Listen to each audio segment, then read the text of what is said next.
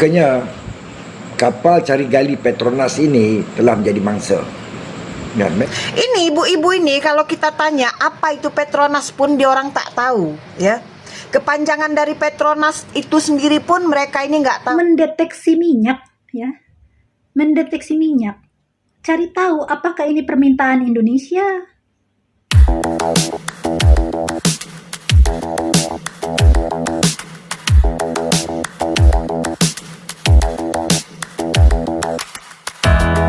Oh hai, oh halo, hai semuanya. Apa kabar teman-teman? Jumpa lagi bersama Sari di channel ini. Sari doakan dimanapun kalian berada tetap diberikan kesehatan ya, diberikan semangat dan dipermudahkan segala urusannya. Amin. Oke, nah di sini ada yang Sari jumpai berita terbaru dan juga ini viral ya. Kita bahas di video kali ini. Nah, beritanya macam ini saya jumpai ya. Ratusan nelayan Ketapang, Sampang, kepung kapal Petronas ya, Petronas. Tolak survei migas di hari ulang tahun Presiden Prabowo. Dan saya udah tengok lah ya, sampai mereka itu buat demo-demo. Nah, katanya di sini menolak nelayan menolak katanya gitu. Sampai dikata-katai pula Petronas pengecut ya.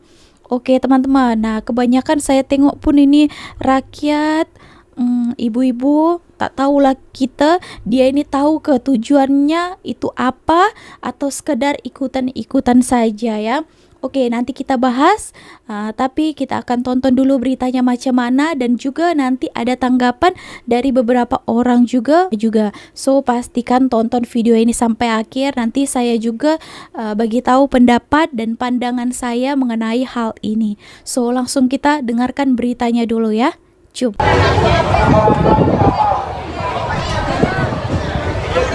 Sampai ada tulisan apa itu? Petronas pengecut. Ulangi jelasin. Ulang, kurang kata. Ketegas luar.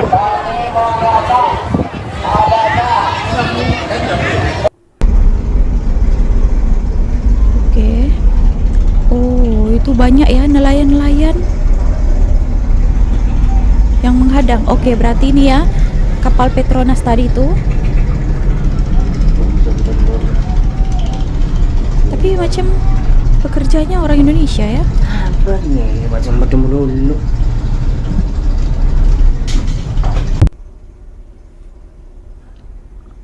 100 perahu nelayan kepung dan usir kapal Petronas di Sampang ya. Dan dikabarkan saya ada tengokkan pekerja-pekerja yang di sini pun adalah orang Indonesia ya.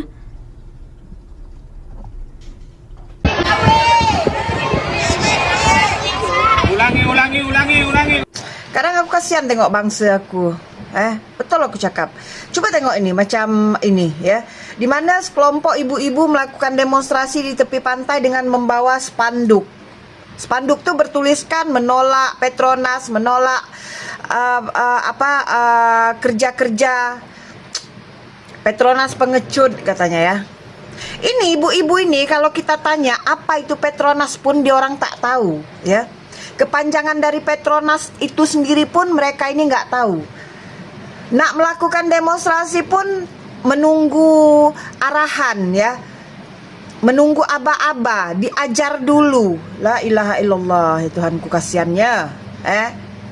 Entah berapalah dibayar satu kepala ini untuk melakukan unjuk rasa ini. Hei.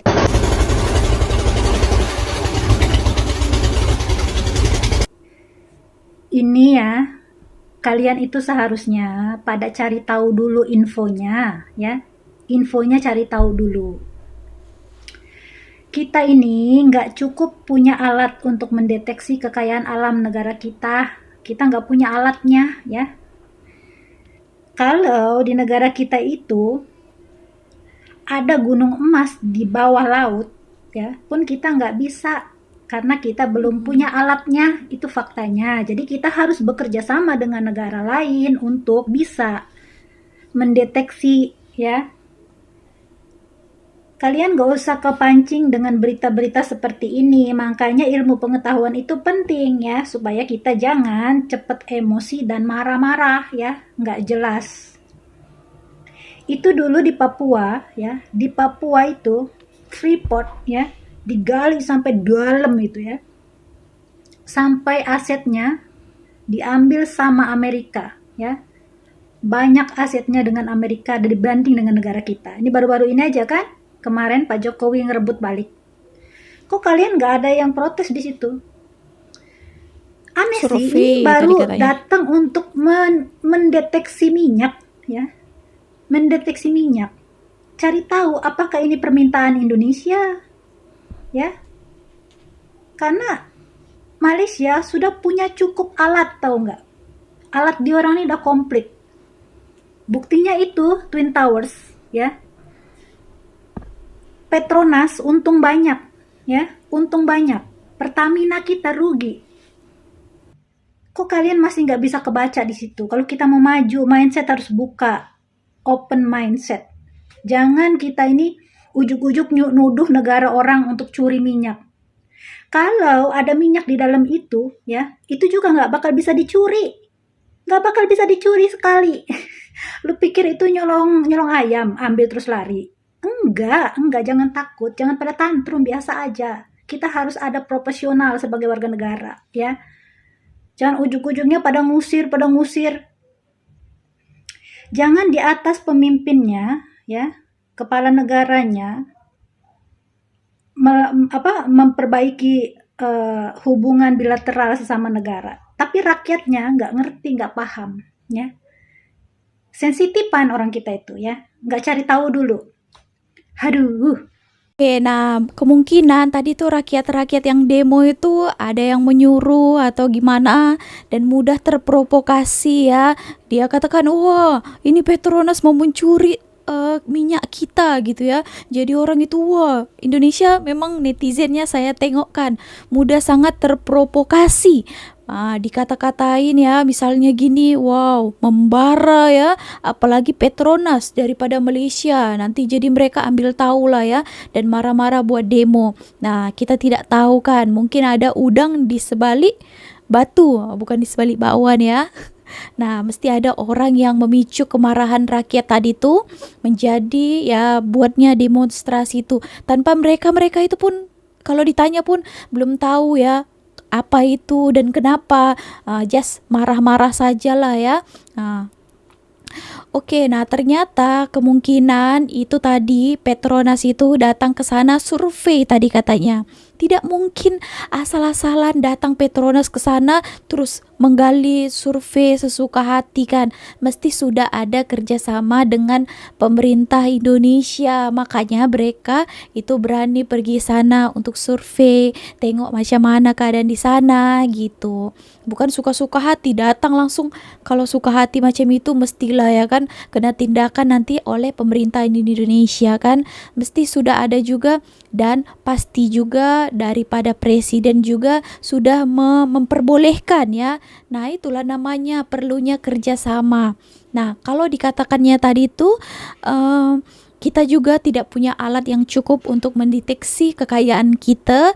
Nah kalau orang negara lain boleh, kenapa tidak untuk diadakannya kerjasama kan. Itulah ya, sekarang ini sudah tahun 2025 tapi pemikiran masih tahun 1990-an.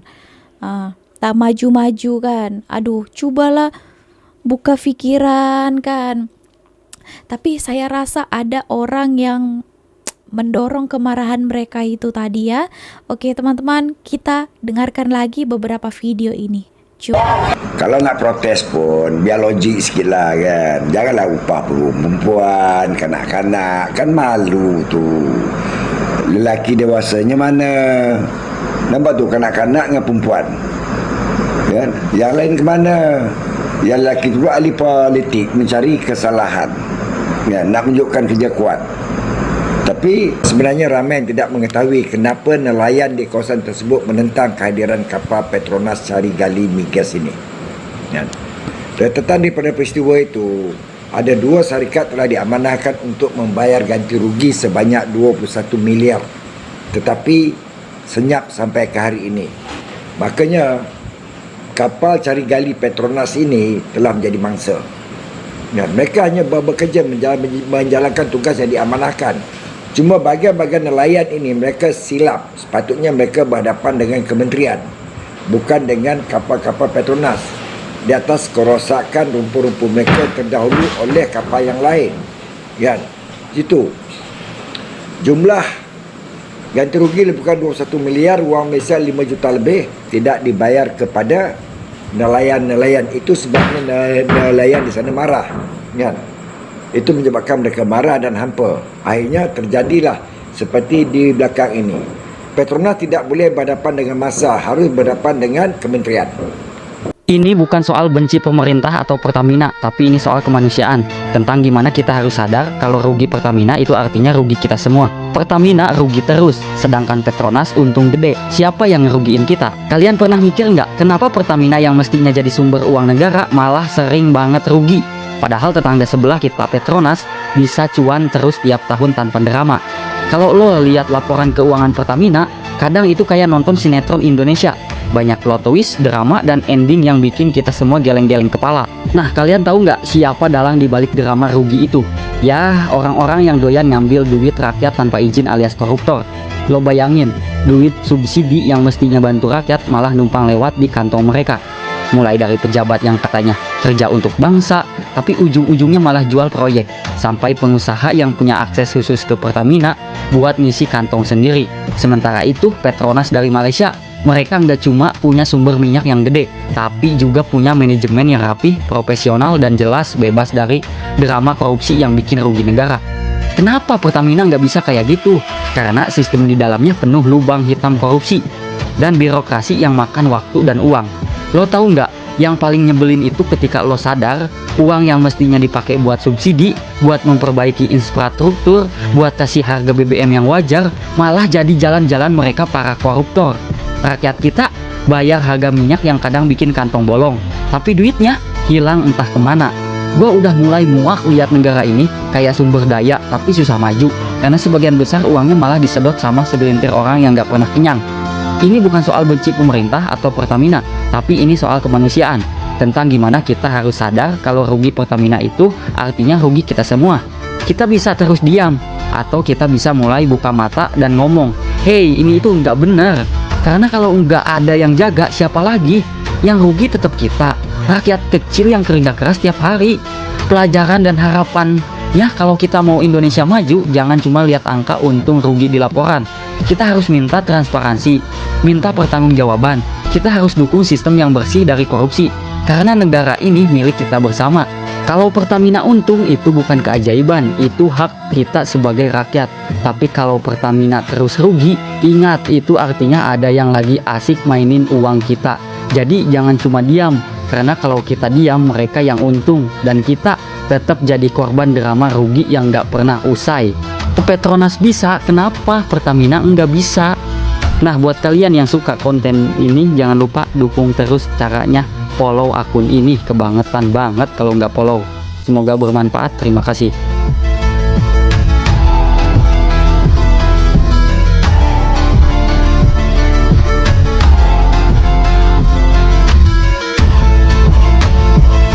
Oke teman-teman, nah takutnya ya diakibatkan kan banyak juga orang-orang yang mengatakan dan memang faktanya Petronas kenapa murah harganya tapi untung besar, sedangkan punya kita Pertamina mahal harganya tapi malah rugi dan tak untung. Nah takutnya kan diakibatkan karena mungkin takut nanti Petronas datang ke Indonesia, jadi akan ada saingan di sana. Jadi mereka entahlah ya, kita tidak tahu ya, kemungkinan macam itu ditakutkan kan. Karena kalau Petronas sudah sampai masuk di Indonesia dan kepercayaan rakyat itu sudah ke Petronas bukan ke Pertamina lagi, ditakutkan nanti kan orang-orang atasan di sana yang memegang saham Pertamina itu kalang kabut, ketakutan, takut nanti rakyat itu berpindah ke Petronas kan. Nah, mungkin kan takut lah kan gitu. Kualitas yang diberikannya pun itu hari pun ada kejadian kan di oplas lah, diberikan campuran, kualitasnya pun kurang bagus ya. Udah itu harganya pun mahal. Nah, ada udang di sebalik bakwan takutnya kan. Oke, so ada kemungkinan macam itu. Nah, kita tengok tanggapan daripada orang-orang netizen yang di dalam kolom komentar ini ya.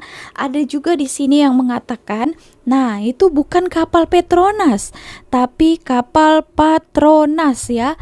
Petronas, Patronas. Oke, nah diakibatkan berita ini tak ada pun sampai ke berita Malaysia kan, hanya ada di Indonesia saja.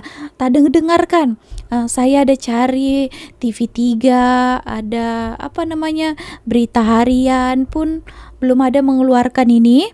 Oke, so di sini ada yang komen lagi kalau kat Malaysia tak keluar berita pasal ini, tak ada kena mengenal lah dengan kita. Ini berlaku 17 hari bulan 10. Tak ada pun terdengar dekat berita kita. Ses pun tak ada. Masalah di orang sendiri nih katanya. Oke, so bagaimana tanggapan korang teman-teman? Banyak lah yang tak percaya kan katanya. Please tunjuk bukti kapal itu milik Petronas. Dan kenapa staf dalam kapal itu tak pakai uniform Petronas. Dan kat kapal itu ada tulisan Jakarta. Tolong bagi pencerahan. Orang bercakap atas kapal pun bukan macam orang Malaysia katanya. Pekerja tuh rakyat Indonesia sendiri. So di sini agak confused ya. Kita tengok tadi itu baju mereka itu pun tak ada macam uniform Petronas atau balik-baliklah Petronas. Kata orang Malaysia tak payah pergi sana ya. Dia orang tak mau kemajuan, peluang pekerjaan dan benefit lain-lainnya.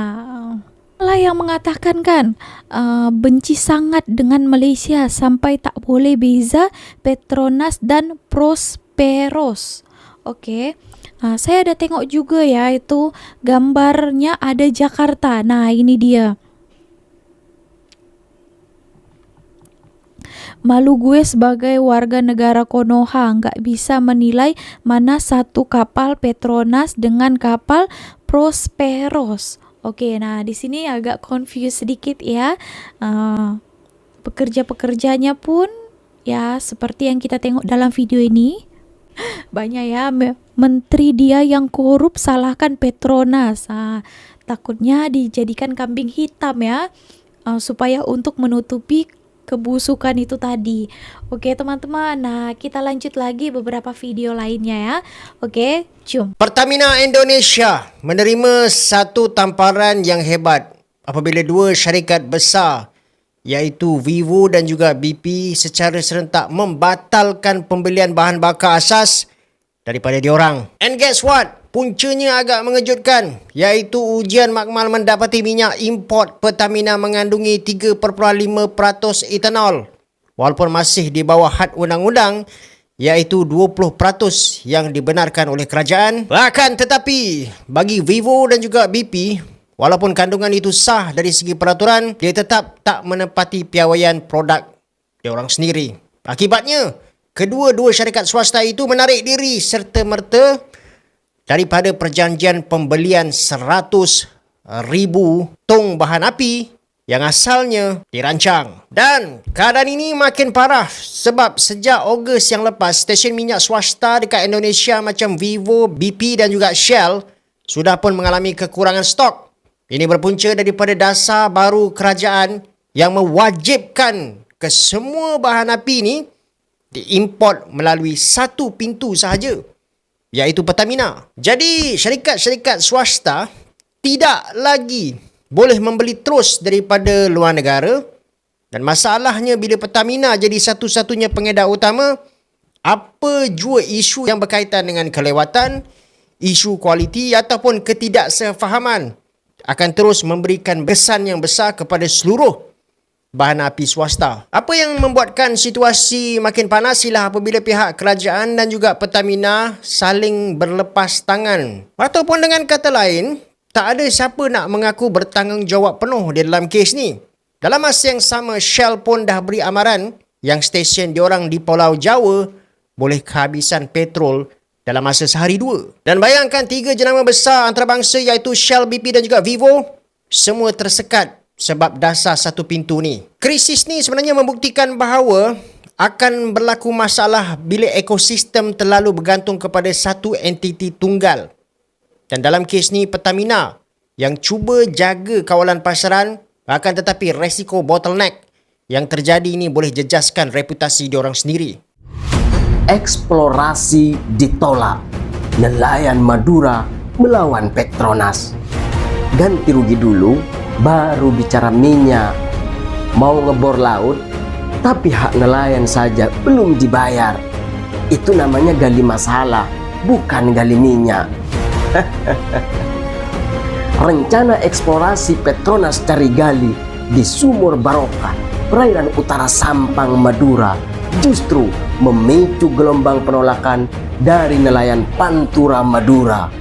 Alasannya jelas, ganti rugi rumpon yang rusak sejak tahun 2024 tak kunjung dibayar.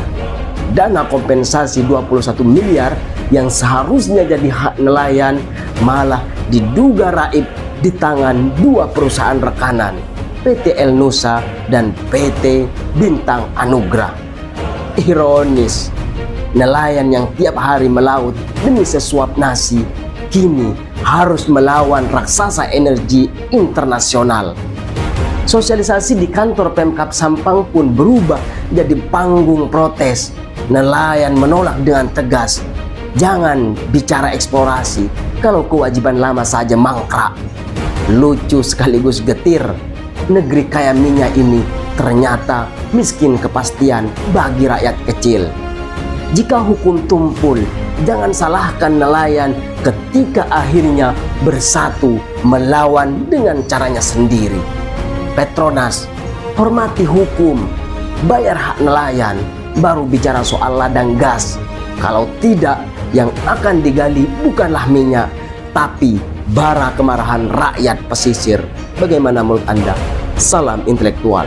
Mereka lebih banyak untuk kerjasama di luar untuk mencari sumber minyak atau sumber gas gitu. Tapi eksistensi mereka di luar itu kalau yang aku riset baru ada di 11 negara.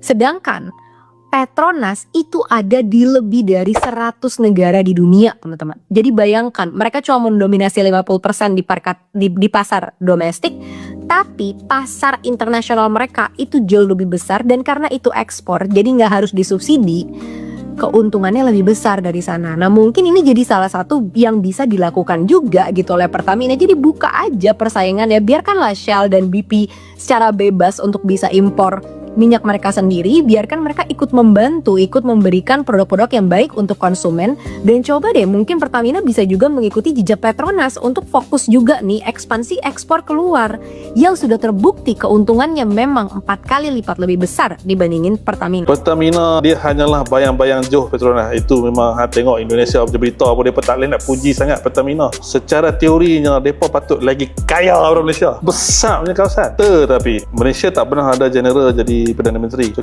cara kita membawakan jelik depa, siapa dia yang tak pernah jadi tentera jadi presiden? B.J. Habibie, Megawati dengan Jokowi. Yang lain semua general. So general ni depa bukan ke arah business minded sikit. Petronas masa awal because of the foundation that Mahdi build. Aku tak kata Mahdi ni power ataupun penting ke tak, tapi because of dia punya polisi di buat awal, Petronas dah besar. Akar dia terlampau kuat. Kita tak boleh nak salahkan siapa dia CEO Pertamina, tapi memang Pertamina tak ada power. Dikawal oleh government setiap masa. Erick Thohir kan menteri yang penjaga perusahaan Pertamina bawah dia kata kenapa Pertamina tak maju macam Petronas. So dia cakap tak boleh compare Petronas dengan Pertamina. Pertamina ni adalah kebajikan untuk Indonesia. Habis Petronas ni tak kebajikan ke? Beza je. Dua-dua kebajikan, yes, membantu negara masing-masing. Tapi Petronas dia bagi dividen. Instead of dia keluar duit terus bagi kat negeri tu berapa tak, dia bagi untuk dividen.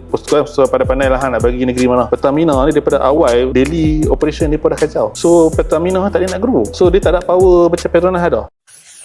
Jangan salah, Petronas dan Pertamina itu mirip. Sama-sama BUMN, sama-sama kuasai pasar. Bedanya, Petronas nggak monopoli dan tetap bisa untung ratusan triliun. Sedangkan Pertamina masih sering rugi. Kok aneh ya? Di Malaysia, semua SPBU, baik Petronas maupun swasta, mendapat subsidi yang sama dari pemerintah. Hasilnya, mereka jual BBM RON 95 dengan harga sama, sekitar Rp7.800 per liter. Jadi, tidak ada perang harga, persaingan pure dari kualitas. Warga cukup tunjukkan MyCard untuk membeli BBM subsidi, dan bebas pilih isi di mana saja. Menariknya, meskipun tidak memonopoli pasar, warga Malaysia tetap lebih cinta produk lokal. Hasilnya, Petronas berhasil kuasai 85% pasar SPBU di Malaysia dan tetap cetak laba besar 216 triliun di 2024. Rahasianya ada di efisiensi operasional, bisnis terintegrasi dari hulu ke hilir, dan diversifikasi inovasi dari Petronas Ventures sampai pelunas Sintium yang dipakai di Formula One. Selain itu, Petronas hadir dengan 1.100 SPBU yang modern. Ada aplikasi Settle untuk bayar BBM lewat HP tanpa uang tunai. Ada juga kafe mesra di beberapa SPBU buat nongkrong atau istirahat sebentar. Ditambah branding global, bikin Petronas bukan sekedar tempat isi bensin, tapi simbol inovasi dan kualitas. Kalau Petronas bisa untung besar dan tetap dicintai tanpa monopoli, kenapa Pertamina masih kesulitan? Apa yang harus diubah biar Pertamina bisa sejajar dengan Petronas?